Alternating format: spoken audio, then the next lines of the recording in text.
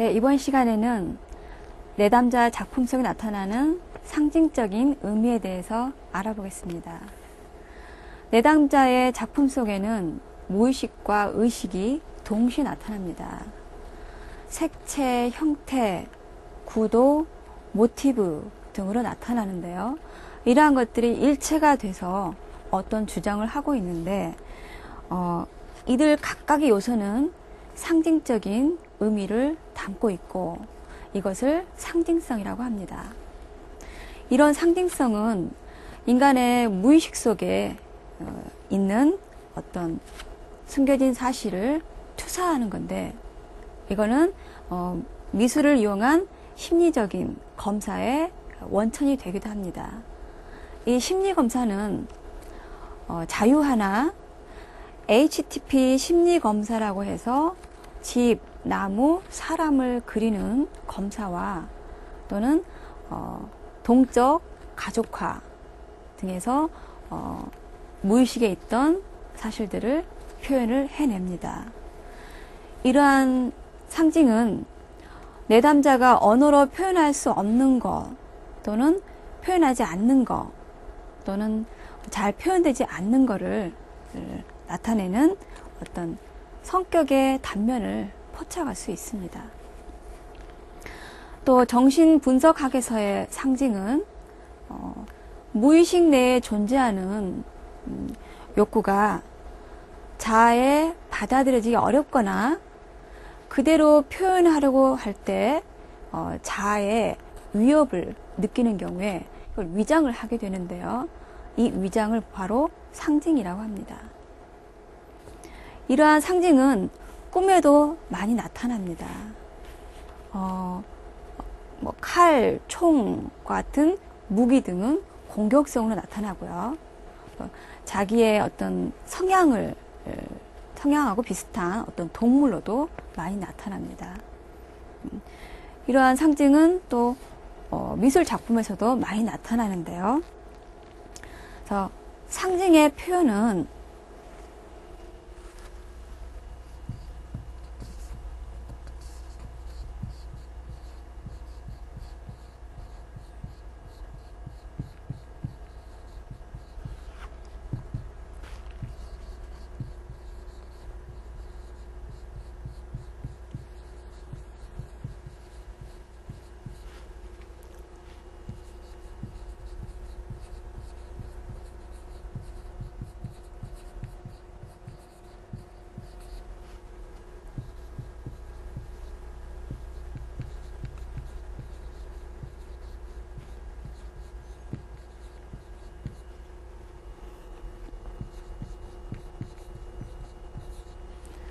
자, 상징의 표현은 언어로 표현하기 어려운 내용의 도식과 자아 방어에 의한 위장이라는 심리적 작용을 의미합니다. 자, 그러면 이 상징성이 나타나는 미술치료 프로그램에 대해서 두 가지 알아보겠습니다. 먼저 만다라가 있는데요.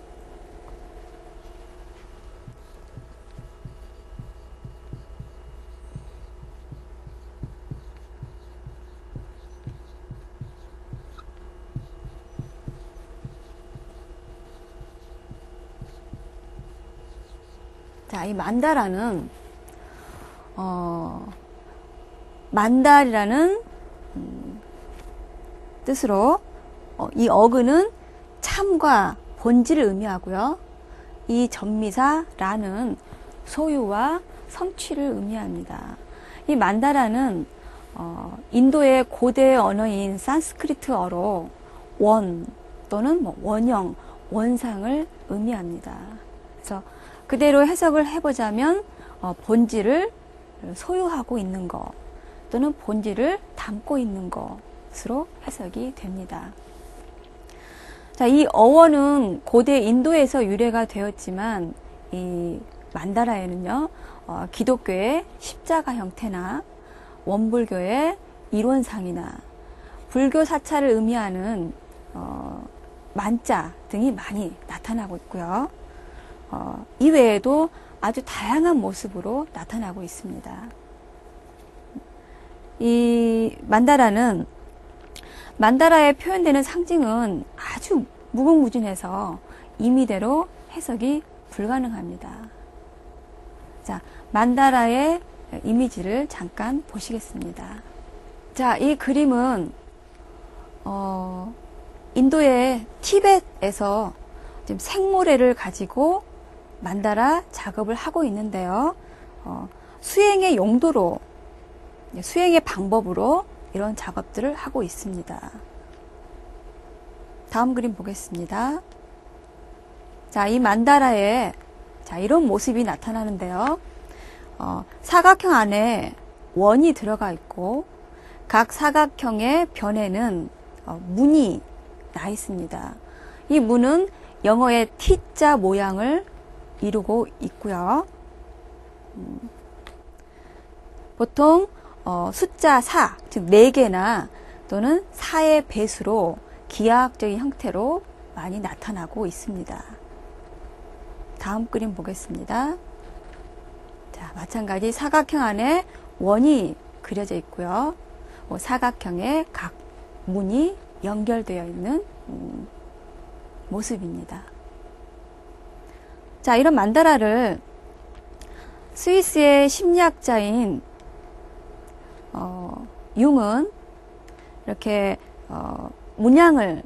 만다라의 문양을 만들어서 여기에 색칠을 함으로써 자신의 본질, 자신의 중심을 찾아갈 수 있다고 주장을 했습니다. 그래서 만다라에 대한 연구를 많이 했는데요. 자, 이런 모습들로 지금 만다라 문양들이 있습니다. 자, 아까 보셨던 모습하고 많이 비슷하죠. 그래서 만다라를 처음 접하신 분은 이렇게 이미 그려진 문양에다가 색을 칠하는 작업을 시작을 하고요. 그리고 나서는 직접 원에 만다라 문양을 직접 제작하기도 합니다. 다음 그림 보겠습니다. 자, 숫자 4나 4의 배수의 개수로 기하학적인 형태로 이런 모습을 문양을 만들고 있습니다. 자, 만다라에 나타나는 상징성을 이해하고 분석하는 일은 개성화 과정에서 아주 중요하다고 합니다. 자, 이 개성화 과정은 정신분석 심리학자인 융의 이론인데요. 개성화 과정이란 모든 거짓을 벗고 자신의 중심에 접근하여 원형으로부터 오는 에너지를 자유롭고 창조적으로 활용할 수 있는 자아가 되어가는 과정이라고 말을 하고 있습니다. 자, 개성화 과정은 또 성격 안에 들어있는 상반된 요소, 즉 의식과 무의식, 자아와 그림자, 이런 상반된 요소들이 연합해서 어떤 새로운 종합을 만들어낸다고 주장하고 있습니다. 자, 융은 이 만다라 작업이 개인의 정신을 집중시키고 개인의 중심에 접근하여 삶의 중심에 도달한 다음에 심리적이나 정신적으로 긍정적인 삶의 방향을 찾아갈 수 있다라고 말을 하였습니다. 자, 상징성이 나타나는 두 번째 프로그램은 난화입니다. 난화는 아무 생각 없이 끄적거리는 낙서인데요.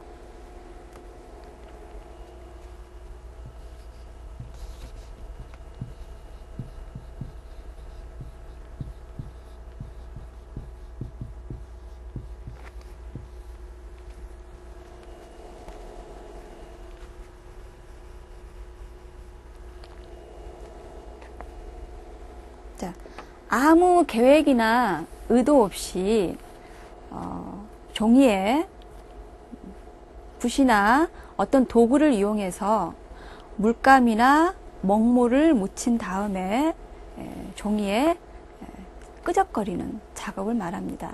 한 장이나 또는 여러 장을 작업할 수 있는데 이 난화 작업이 끝난 후에 선의 형태나 또는 거기에 나타나는 어떤 형상들을, 상징들을 살펴볼 수가 있는데요.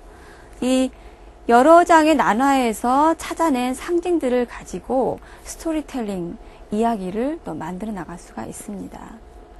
자, 미술치료의 창시자이신 나움버그는 이 난화가 무의식적인 이미지를 방출시켜서 자유현상을 끌어낼 수 있다고 말을 하였습니다. 자유현상은 아무 생각이나 어떤 기억을 아무 의도 없이 자연스럽게 표현하는 것을 말하고요. 이 나움버그는 실제 미술치료 작업을 할 때 이 난화를 많이 활용을 했다고 합니다. 자, 그러면 난화의 이미지를 작업된 모습을 보겠습니다. 자, 아동이 그려놓은 난화인데요. 자, 붓에다가 또는 여러 가지 도구, 신문지도 가능하고요, 휴지도 가능하고요, 여러 가지 도구에 먹물을 묻혀서 그냥 끄적거리는 형태입니다. 그 끄적거림 속에서 어떤 형태를 찾아내서 크레파스로 색칠해 놓은 모습인데요. 그 형상에서 아동의 내면의 심리를 파악할 수가 있습니다. 다음 그림 보겠습니다. 자, 마찬가지로 이 끄적거림 속에서 형상을 찾아내는데요. 어떤 형상이 보이지 않을 때는 형상을 보이지 않거나 찾아낼 수 없을 때는 어떤 방어를 하고 있다고 보셔도 됩니다. 다음 그림 보겠습니다. 자, 성인이 그린 난화인데요. 자, 그냥 끄적거리다가 위아래로 끄적거리다가, 자, 이 끄적거린 모습을 우리가 멀리서 보고, 우리가 미술 작품은 작업이 다 끝나면 좀 멀리 떨어지게끔 해놓고 바라보시는 게 좋죠. 그래서 나의 내면을 객관적으로 바라볼 수 있게끔 해주시는 게 좋은데, 자, 바라봤을 때 이게 산처럼 보였다고 했습니다. 산. 예, 첩첩산중. 예. 그래서 산처럼 보인다고 해서 이 사람 그림은 나중에 이제 추가로 그려 넣은 거죠. 산을 올라가는 사람들이고, 자신은 가장 왼쪽에 사람들을 보호하며 따라가는 사람이라고 말을 했습니다. 그리고 산 중앙에 이렇게 해를 그려 넣었습니다. 그래서 난화 작업이 끝난 뒤에 어떤 모습이 연상되면 거기에 또 다른 그림을 추가해서 작품을 완성할 수도 있습니다. 다음 그림 보겠습니다. 자, 이것도 성인의 작품인데요. 자, 난화를 끄적거리다가, 자, 멀리서 봤을 때, 자, 동굴처럼 보인다고 하였습니다. 동굴. 그래서, 일단 동굴로 보이는 상태에서, 크레파스로 동굴 끝부분에 밝은 빛이 나오는 그 빛을 지금 표현을 했습니다. 지금 동굴 속에 있는 답답함, 막막함, 어떤 두려움이라는 느낌을 받았는데, 거기에 빛을 그려 넣음으로써 어떤 희망을 찾고자 하는 내담자의 욕구가 표현이 되었습니다. 마지막으로 상징이 주는 기능을 알아보겠습니다. 그림을 그리는 과정에는 상징이 많이 나타납니다. 자신의 정서 또는 기분, 어떤 신체적인 고통 또는 현재의 어떤 문제들이 표현이 되는데요. 색과 형태로 많이 표현이 됩니다. 자신의 감정을 그림으로 봄으로써 무의식에 있던 것이 의식으로 떠오르는데요. 이러한 과정이 상징이 주는 기능입니다. 사람은 누구나 감정이나 생각을 표출하고자 하는 욕구를 가지고 있습니다. 그래서 자신도 모르게 어떠한 방법으로 표출을 하고 있는데 그러지 못할 때는 문제가 발생합니다. 그런데 감정과 생각을 표출하더라도 아무렇게나 표출하게 되면 감정이 마음이 개운하지도 않고 정리가 되지도 않습니다. 인간이 자신을 표현하는 방법 중에 가장 승화된 방법 중에 하나가 바로 그림입니다.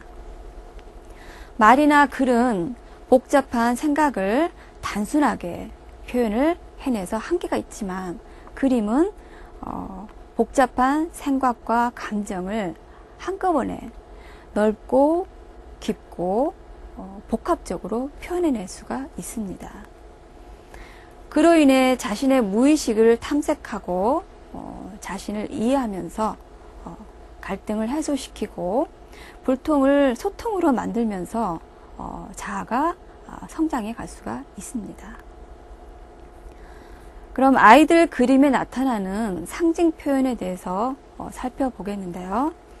먼저 대비색채로 나타나는 것과 그리고 어떤 특징적인 상징들, 산, 태양, 무지개 이러한 상징들이 있고요. 그다음에 구도의 상징이나 어떤 특징, 터치에 있어서도 상징이 나타납니다. 그러면 그림을 보면서 설명을 드리겠습니다. 자, 이 아동의 그림에는 산과 뾰족한 산이죠. 산과 태양이 그려져 있습니다. 그리고 색채를 보시면 대비되는 색채가 많이 나타나고 있습니다. 자, 이 태양과 산은 대부분 부모를 상징을 합니다. 이 그림에서는 이 아동이 산을 아버지로 표현을 했는데 이 아버지의 성향이 날카롭고 신경질적이며 차갑다고 하였습니다. 그리고 집이 그려져 있고 눈사람이 그려져 있고 그리고 가족들이 그려져 있는데요. 눈사람이 집보다 훨씬 크게 그려져 있는데 이 눈사람을 자신이라고 표현을 했습니다. 자, 이렇게 자신을 크게 집보다 더 가족들보다 더 크게 그린 거는 크게 인정받고 주목받고 싶어하는 심리가 나타나고요. 자, 이 그림에서 또 주목하실 거는 이 지면선 아래에 땅속에 동물들이 잠을 자고 있는 그림이 있습니다. 자, 이거는 대부분 과학에 흥미를 많이 느껴서 어떤 관찰을 많이 하는 아동이나 또는 이런 엄마의 뱃속에 또는 엄마의 품속에 이렇게 편안하게 숨고 싶어하는 아동의 심리를 표현하기도 합니다. 다음 그림 보겠습니다. 자, 여기는 호수가 그려져 있고요.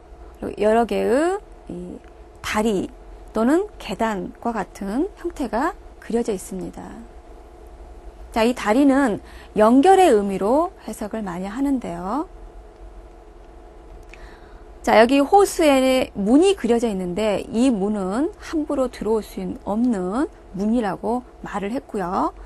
그리고 아래쪽에 이게 작은 원 안에 집이 그려져 있는데 여기에 누가 살고 있나고 물어보니까 친구라고 얘기를 했습니다. 여기 보시면 작은 사람이 그려졌다가 지워진 흔적이 있는데요. 처음에 친구라고 했다가 아니라고 또 말을 하였습니다. 그래서 이 아동은 친구와의 지금 갈등이 있는 상황인데 그런 거를 표현을 했고요. 호수 안에 물고기가 한 마리인 것을 보아서 지금 어떤 관계에 문제가 있는 걸로 보입니다. 그래서 그러한 친구와의 관계, 어떤 주위와의 관계에 연결을 하고 싶은 다가가고 싶은 그런 마음이 이렇게 다리로 표현이 되었습니다. 다음 그림 보겠습니다. 자, 이 아동은 대부분 이렇게 배를 많이 그립니다. 자, 배는 움직임의 의미가 많습니다. 항상 떠나고 싶고 자유롭게 움직이고 싶은 아이인데 이 아이는 굉장히 소극적인 아이입니다. 자, 이런 소극적인 아이가 이런 활동적인 움직임을 많이 표현하는 배를 주로 표현을 하고 있습니다. 다음 그림 보겠습니다. 자, 무기가 그려져 있죠. 총과 총알. 자, 이런 게 그려져 있는데 이런 거는 공격성의 의미가 있습니다. 자, 이 아동은 갈색의 대지와 산을 그리고 구름과 태양을 그렸는데, 자, 이 갈색은 모성애가 결핍된 아동에게 많이 나타나고요. 그리고 산도 뾰족한 산과 둥근 산이 있습니다. 이 아이는 산을 둥글게 표현하였는데요. 엄마의 가슴과 같은 그런 포근함을 표현을 하고 있습니다. 이 아동은 지금 엄마와 같이 살고 있지 않은 그런 아동입니다. 그래서 그런 모성애에 대한 표현이 이렇게 그림으로 둥근 산으로 갈색 대지로 표현이 되고 있습니다. 다음 그림 보겠습니다. 자, 요거는 지금 강아지를 만들었고요. 강아지 위에 여러 가지 물건을 올려놓고, 자, 요 분홍색 끈이 보이시죠? 끈으로 여러 번 동여맸습니다. 그래서 안전벨트라고 표현을 했고요. 여러 번 동여매야 안전하다고 란 말을 많이 했습니다. 이 아이의 불안함과 어떤 불안한 심리가 많이 나타나고 있습니다. 이 아동은 얼마 전에 엄마와 아빠가 크게 싸우는 모습을 보고 나는 것부터 불안함을 많이 느낀다고 하였습니다. 다음 그림 보겠습니다. 자, 방금 보셨던 그 아동인데요. 자, 그렇게 불안함을 미술 작품으로 표출을 한 후에, 자, 이거를 애벌레라고 말을 하였습니다. 애벌레, 지금 옷을 입히고 있는데요. 자, 아이들 미술 작품에 애벌레가 많이 등장하는데, 애벌레는 나중에 껍질을 깨고 나비가 되는, 즉 아이가 어른이 되는 성숙 과정을, 성장 과정을 표현합니다. 그래서 이제 이 아이가 성장하고자 하는 그런 욕구를 이 애벌레로 표현을 하고 있습니다.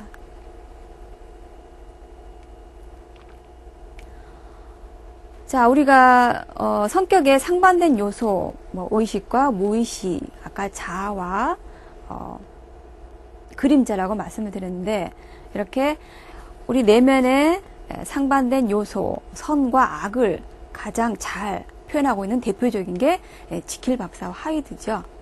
자, 이 아동의 두 가지 마음, 서로 다운 두 가지 마음을 이렇게 대비되는 색채로 파란색과 빨간색 손으로 표현을 하고 하이드와 지킬이라는 글자를 표현을 하였습니다. 다음 그림 보겠습니다. 자, 이 아동은 이 그림의 제목을 탄생이라고 붙였는데요. 자, 요거는 갈색 부분은 대지입니다. 대지.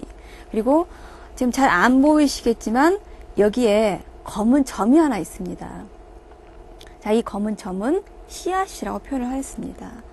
자, 이 씨앗이 대지를 뚫고 나오는, 즉 탄생의 의미이죠. 다음 그림 보겠습니다.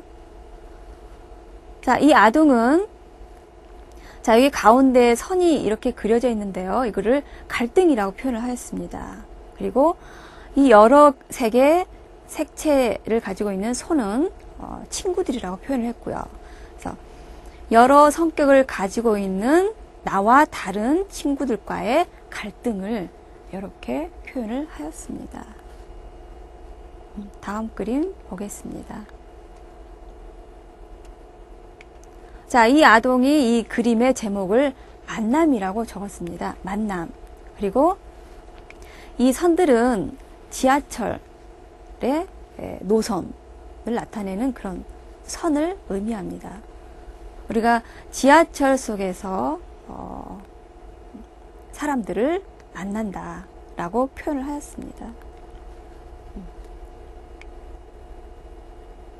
또 이거는 길 또는 통로, 여러 가지 의미를 가지고 있겠죠. 그래서 어떤 소통을 할 수 있는 길, 통로, 그리고 사람과의 만남, 이런 것들을 상징하고 있습니다. 다음 그림 보겠습니다. 자, 이게 지금 바닷속인데요. 바닷속에 무지개색으로 표현이 되어 있고요. 바다 위쪽에는 두 가지 색으로 표현이 되어 있습니다. 노란색과 파란색, 그리고 여러 가지 빛들이 표현이 되어 있는데요. 자, 이렇게 무지개는 어떤 희망 또는 어떤 변화 등을 상징하고 있습니다. 내면의 이 바닷속은 내담자의 내면을 표현한 거고요. 어떤 희망이나 변화에 대한 내면, 그리고 바깥쪽은 빛과 어둠, 노란색과 파란색을 빛과 어둠으로 표현을 하였습니다.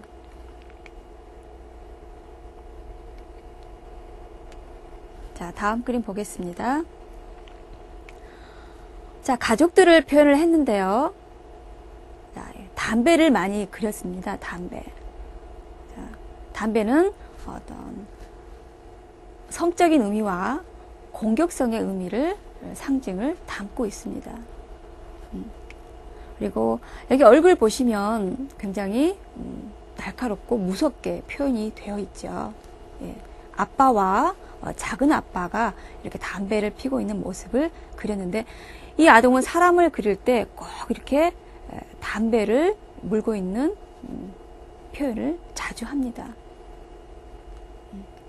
그리고 이 아동은 지금 초등학교 3학년인데요. 현재 성적인 관심도 많고, 그리고 아빠에 대한, 남자에 대한 어떤 두려움도 많이 가지고 있는 상태입니다. 다음 그림 보겠습니다. 자, 지금 파스텔로 지금 대비되는 색채로 파랑과 빨강으로 표현을 하고 있는데요. 자, 지금 이 파스텔로 표현한 이 터치가, 색깔도 대비되지만 이 터치도 굉장히 거칠고요. 손으로 지금 문지르고 있는 이 아이의 모습이 보입니다. 그래서 이 상반된 두 가지 마음, 또 이런 거칠은 터치가 이 아이의 어떤 불안함, 두려움, 이런 표현을 상징하고 있습니다. 내담자의 그림에는 많은 색채와 상징들이 나타나는데요. 거기에는 많은 의미를 내포하고 있습니다. 하지만 그림만 가지고 심리를 분석하는 것은 매우 위험하고요. 이야기를 통해서 내면을 외면화시켜서 또는 언어화시키는 작업이 꼭 필요하다고 봅니다. 자, 수고하셨습니다. 다음에 뵙겠습니다.